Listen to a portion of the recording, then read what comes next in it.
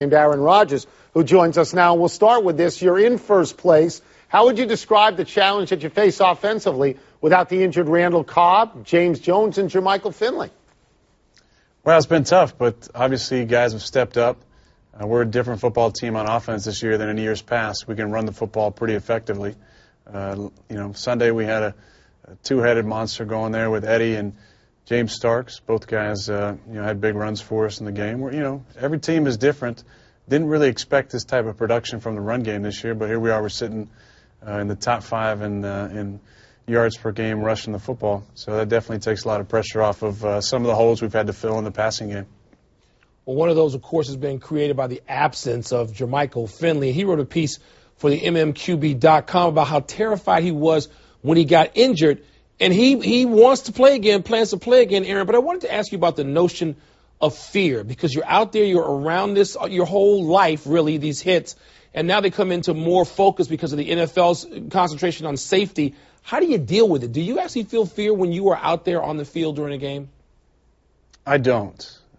I think we all understand the risks we take, in game, playing this game, but also down the road with our future health. I think that's part of the allure to the game is knowing you're putting your body in harm's way, but understanding how much you love playing in a collision sport, and that contact is a part of it. I think our biggest fear as players, though, is to not be able to walk off the field after an injury. We're hearing good stuff with Jermichael and his injury, and hoping, if all goes well and he feels up to it, he'll get back on the field at some point.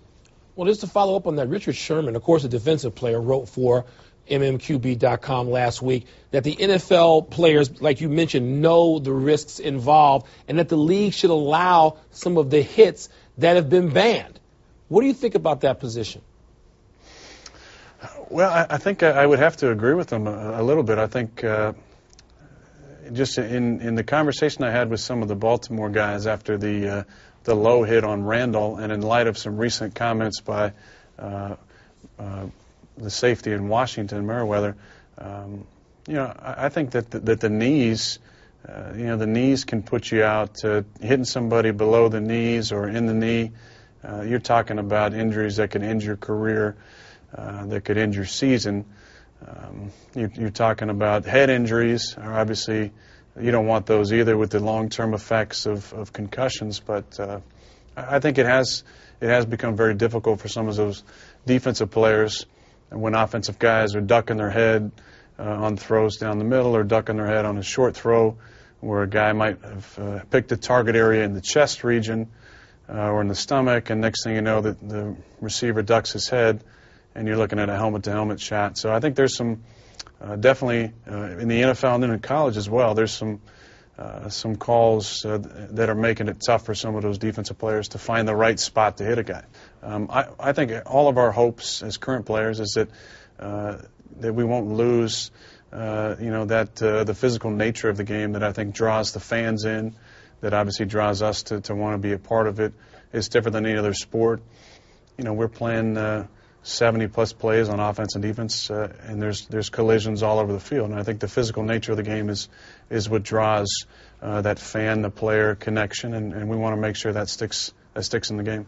I'm going to change the topic entirely to go to the hug with Greg Jennings that seemed to last forever and ever and ever. Was it as awkward for you as it appeared to be on camera?